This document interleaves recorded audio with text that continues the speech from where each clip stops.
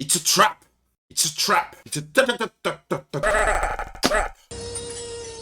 Et salut les petits fripons, bienvenue à votre meeting de la Bartoscorp. Aujourd'hui, on va s'ouvrir 3 decks de structure Beware of the Traptrix. Attendez, Gandalf! Et si c'est un piège? C'est un deck de structure que j'attendais depuis longtemps parce qu'il s'agit de mon deck favori. Oui, c'est mon deck de cœur, le deck Traptrix. Quand je l'ai découvert, ça a été une vraie révélation. L'utilisation des pièges trap, des pièges quand même old school, une façon de les remettre au goût du jour et de les rendre plus forts. J'ai vraiment adoré, surtout que c'est vraiment des pièges qui encouragent les interactions avec l'adversaire. On le laisse tomber dans les pièges volontairement. On lui permet d'invoquer un monstre. Lui ne sait pas encore ce qui va se passer lorsqu'il joue. Il donne un peu cette sensation à l'adversaire de marcher sur des œufs. Et c'est ce qui m'a beaucoup plu dans ce deck. Le petit désavantage, je trouve, avec la méta actuelle, c'est que pour rendre cet archétype fort, on se retrouve obligé à le rendre plus combo, rajouter des moves combos. C'est un deck qui était très simple et qui devient très compliqué. Mais je crois que je vais prendre toujours autant de plaisir à le jouer. Donc cette vidéo d'aujourd'hui sera composée en 2 parties. La première partie, ce sera bien sûr l'ouverture. On va regarder un petit peu ce qui compose ces decks de structure. Et après, je vous ferai un filtre des cartes que je vais ajouter moi dans mon deck, pour finir peut-être sur un petit deck profile. Voilà, allez, c'est parti.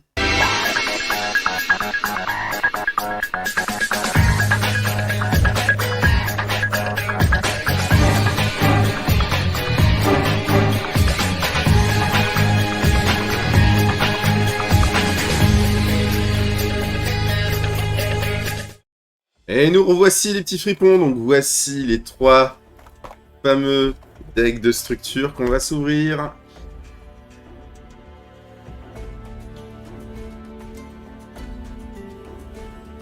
Bon voilà, maintenant qu'on a fini d'ouvrir ces paquets, on va regarder un petit peu ce que ça donne. Alors, la première, Traptrix Pudica. Alors cette carte n'est pas affectée par les effets de pièges normaux trap, et on ne peut utiliser chacun des effets suivants de Traptrix Pudica qu'une fois par tour. Alors lorsque cette carte est invoquée normalement, on peut ajouter un jardin Trap-Trip. Attention, pas jardin Trap-Trix, jardin Trap-Trip. C'est bien le nom de la carte. Ils nous font des trucs chelous parfois, mais bon, c'est comme ça. Voilà, cette carte... donc on peut ajouter cette carte-là depuis le deck à la main. Et cette carte est invoquée spécialement. On peut cibler un monstre invoqué spécialement contrôlé par l'adversaire. On le bannit. Voilà, donc un deuxième effet trigger à l'invocation spéciale quand on invoque spécialement Xera par exemple. Bon, voilà, cette carte-là, bien sûr, ce sera x3 dans le deck. Donc je la mets tout de suite, x3 de côté. Et on enchaîne avec un jardin Trap-Trip. Donc c'est le terrain Traptrix. Très intéressant, cette carte, parce qu'elle permet d'invoquer normalement un monstre Traptrix en plus de l'invocation normale pause. Donc on fait une deuxième invocation en plus, c'est quand même pas mal. La première fois que chaque monstre insecte ou plante qu'on contrôle va être détruit au combat chaque tour, il n'est pas détruit. On peut faire une deuxième invocation normale. Donc si on se fait contrer notre invocation normale, qu'on se prend une Ghost Stock dessus ou autre chose, genre un Gamma par exemple, et bah non. En fait, non. On pourra quand même faire une deuxième invocation normale. Ça nous permet de ne pas mourir sur les hand traps, c'est quand même pas mal. Voilà. Ensuite, on peut bannir un monstre qu'on contrôle et invoquer spécialement un monstre Traptrix depuis la main ou cimetière. Donc encore une invocation spéciale en modifiant un monstre qu'on contrôle. Donc quand on foire une invocation, on peut toujours sauver le coup. Franchement, c'est pas mal du tout. Hein. Par contre, cette carte-là, donc comme on a beaucoup de facilité à aller la chercher, j'ai regardé beaucoup de decklists, hein, je suis surpris, je pensais qu'on allait la jouer x3 avec Terraformation en prime. Bah non, ce serait plutôt jouer x1, mais je pense que ce ratio-là, ça peut changer. Du coup, les deux autres, on les enlève. Et on arrive à la Mélodie Trap-Traillante. Alors, cette carte-là, elle est très controversée, je vais vous la lire. On défausse un monstre insecte ou plante de niveau 4 et un piège normal ou un piège normal pour piocher 2 cartes. Donc, voilà, c'est un cost, on vire 2 cartes pour en piocher 2. Je sais que c'est pas, il n'y a pas de plus, hein, au final c'est du plus 0, mais c'est quand même un accélérateur de deck. Moi je trouve que c'est très très intéressant comme effet, et de plus il y a un deuxième effet, on peut bannir cette carte depuis le cimetière et cibler un des monstres, insectes ou plantes de niveau 4 ou pièges normaux bannis pour le placer au-dessous du deck. Donc pareil, ça c'est une carte qui va peut-être permettre quand même d'accélérer un peu le deck, et moi franchement je serais d'avis. Je vais la mettre de côté, ça je ne garantis pas qu'on la joue dans le deck, mais on va quand même la mettre de côté, c'est intéressant. Hop. Et si on la joue, ce sera x3 bien sûr. On arrive au monstre d'extra deck, la Traptrix Pinguicula.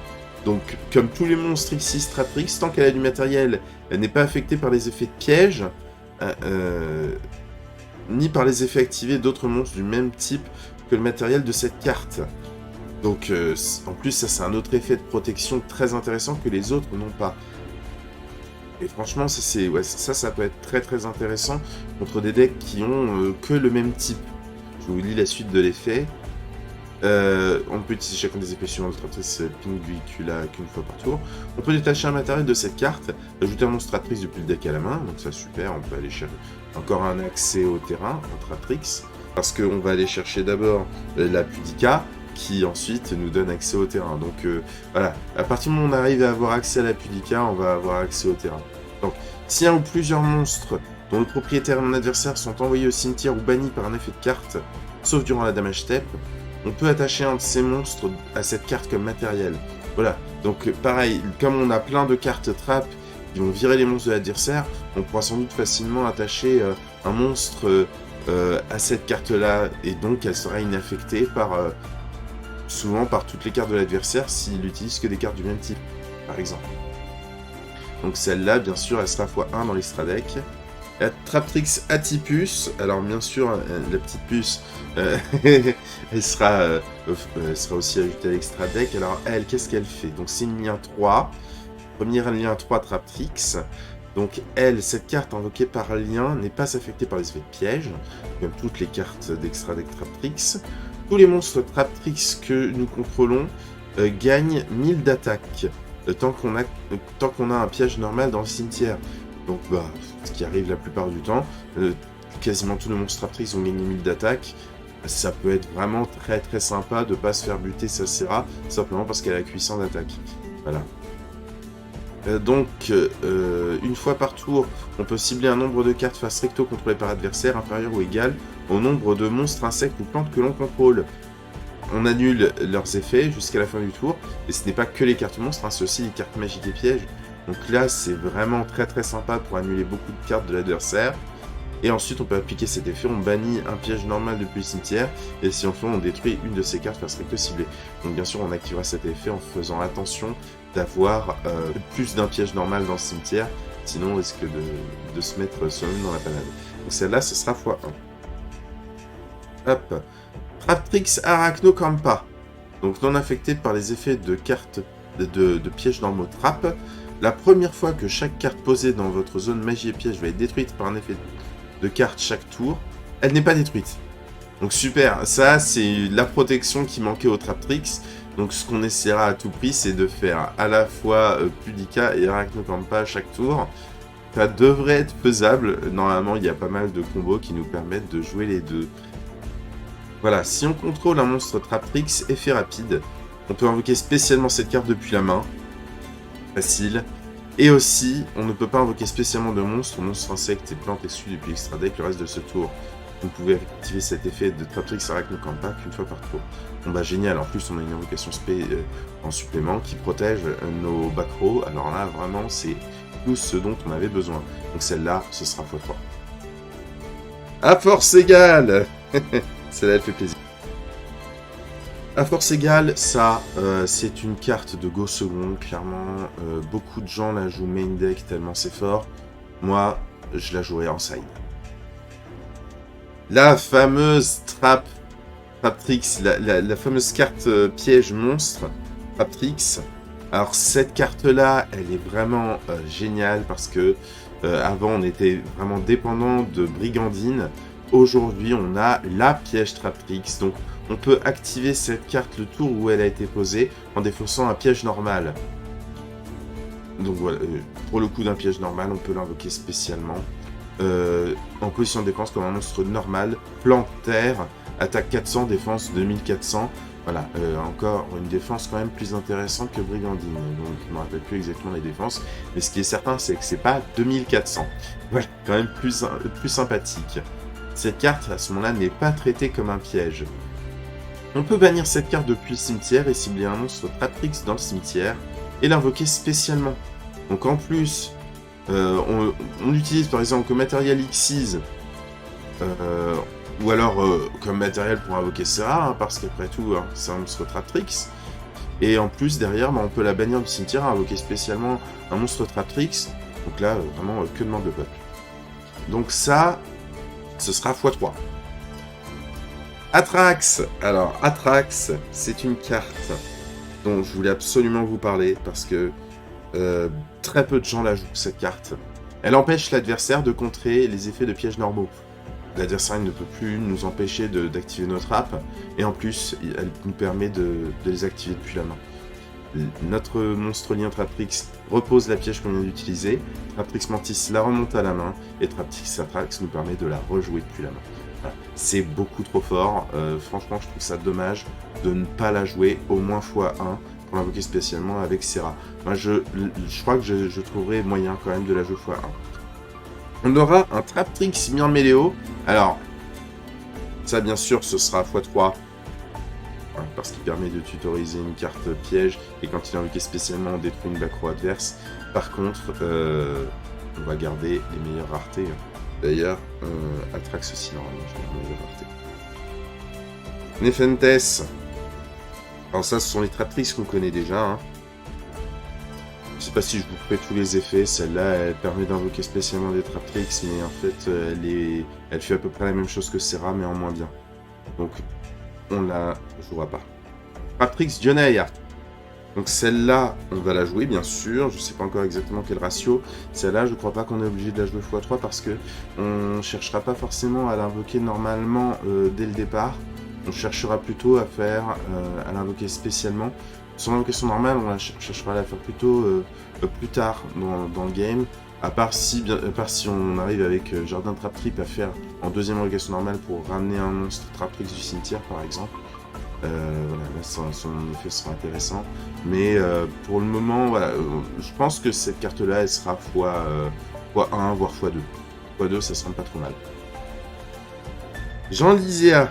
Donc Jean Lyséa, elle, alors il y a beaucoup de gens qui la jouent quand même parce que elle permet de recycler les pièges.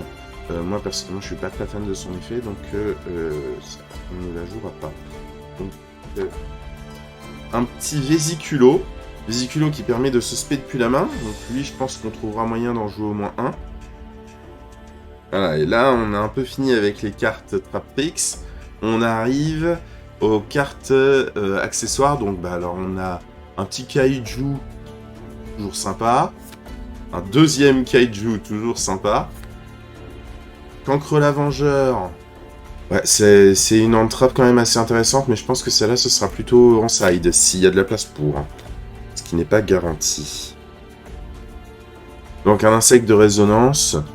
Cette carte envoyée depuis le terrain au cimetière. Non, voilà, donc ça, on commence à avoir des cartes vraiment accessoires, au cas où on ne saurait pas quoi mettre dans notre Traprix. Floraison de feu.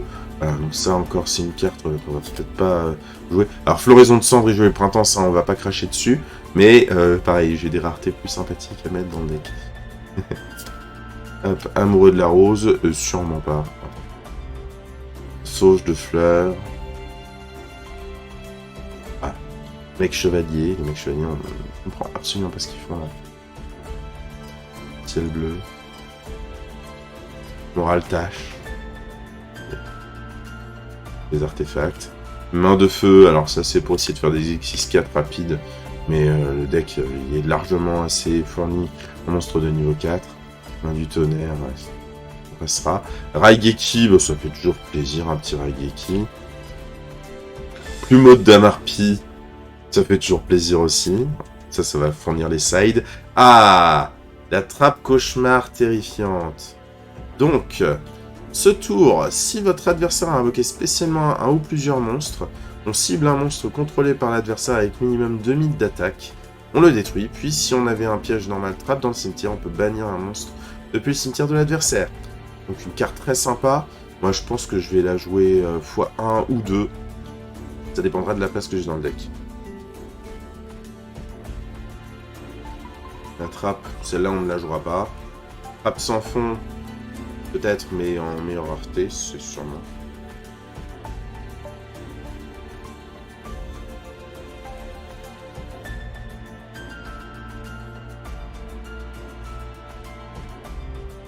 Deux fois la carte trappe sans fond.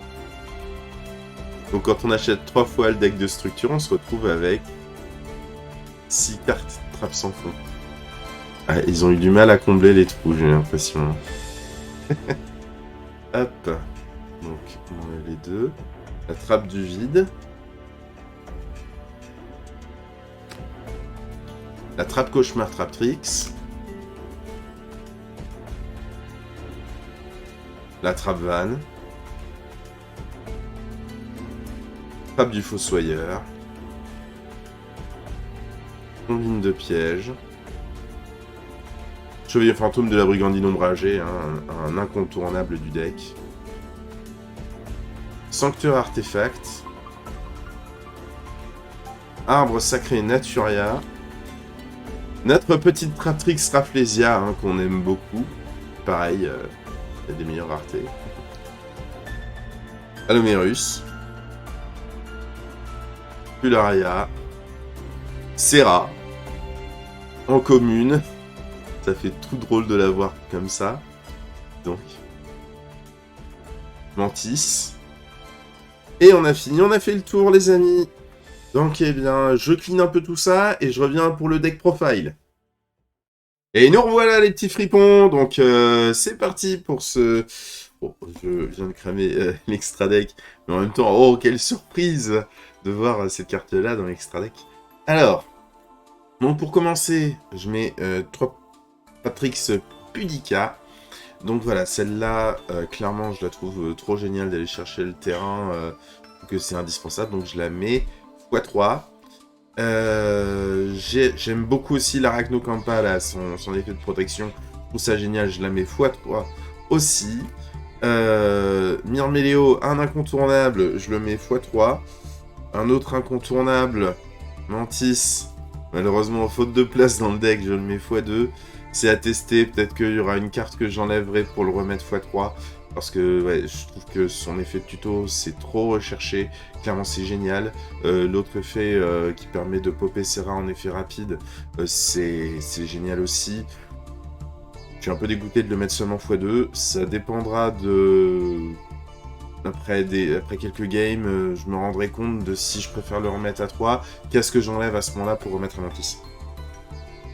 Dionaya, je la mets x2.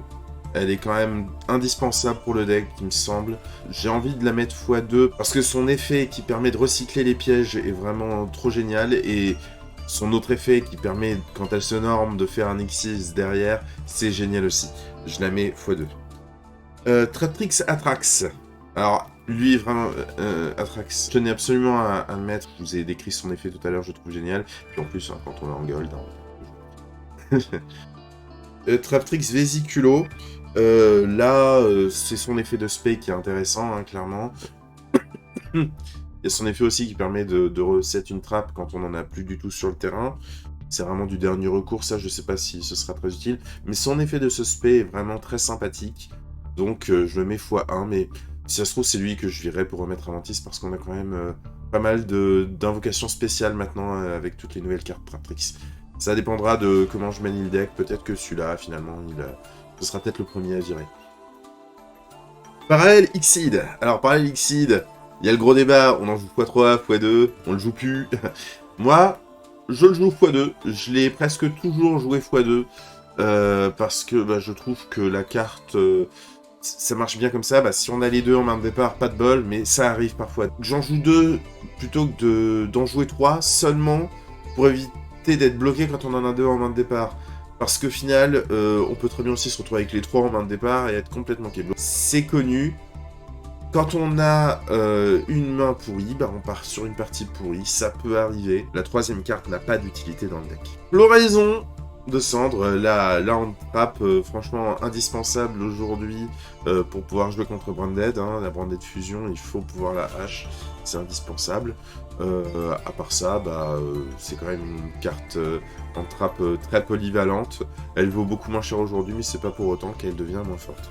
Donc c'est fini pour les monstres. Maintenant, les magies. Donc ça va aller vite, les magies.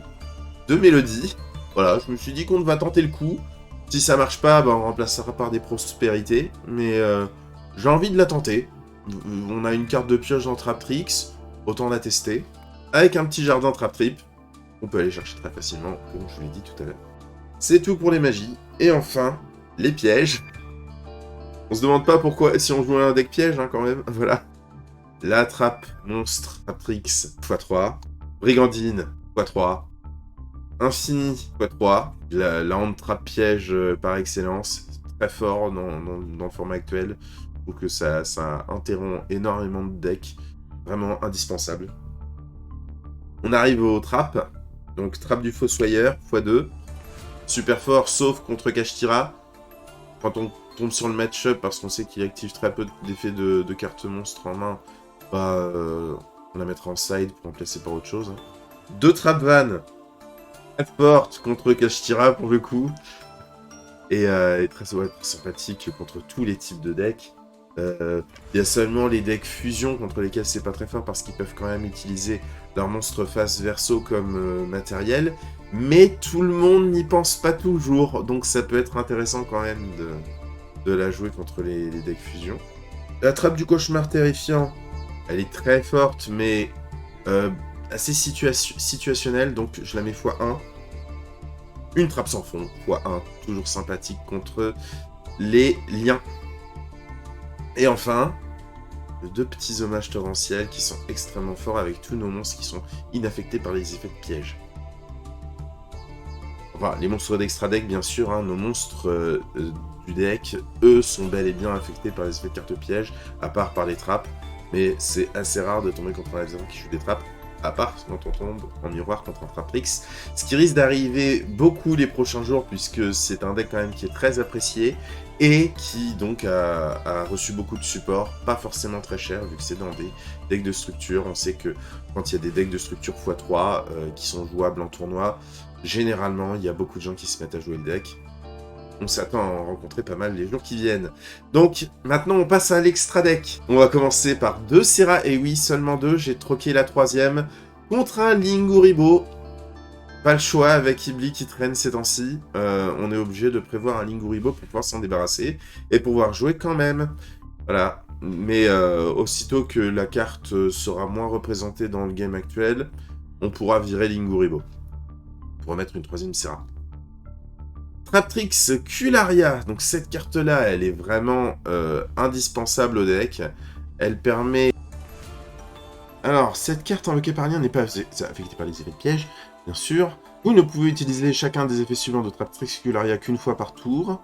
Après que vous activez une carte piège dans Maltrap, vous pouvez la poser au lieu de l'envoyer au cimetière. Alors ça, c'est immédiatement. Hein. Donc, aussitôt que vous l'activez, vous la reposez tout de suite. En fait, son effet, il ne s'active pas en résolution de chaîne, parce que sinon la carte ne serait plus présente. Donc là, c'est immédiatement après l'activation de la carte. On la repose. Donc c'est le fameux effet dont je vous parlais tout à l'heure. Avec Traptrix Cularia, on repose la piège. Avec Traptrix Mantis, on la remonte à la main. Et grâce à Traptrix Atrax, eh bien, on peut à nouveau la jouer depuis la main. C'est vraiment un des combos que j'adore dans Traptrix. On verra s'il est plus facile à jouer maintenant avec toutes les cartes d'extension. Alors, Traptrix Atipus, on a lu son effet tout à l'heure, donc celle-là, bien sûr, je l'ai mise x1. La petite Traptrix Rafflesia en Ultimate. Ultimate en plus avec un misprint. Je sais pas si vous le voyez avec la... En fait, on voit que l'impression est complètement décalée. Ça se voit particulièrement sur les étoiles. Bon, du coup, le visuel est peut-être un peu moins joli, mais c'est toujours sympa d'avoir une carte qui a un petit peu misprint, même si c'est très léger et assez fréquent sur les Ultimates, actuellement. Voilà. Donc cette carte-là, bien sûr, on la connaît par cœur hein, dans Traptrix. Elle protège tous nos Traptrix de la destruction. Ils peuvent être détruits ni au combat, ni par des effets de cartes, tant qu'on la contrôle sur le terrain. Donc ça, c'est vraiment une super protection. Ça, plus les autres cartes de protection Traptrix, vraiment, là, on est full tranquille. Tant qu'on a le terrain et Rafflesia, alors là, on n'a pas grand-chose à craindre. Et ouais, vraiment, on a moyen d'être tranquille.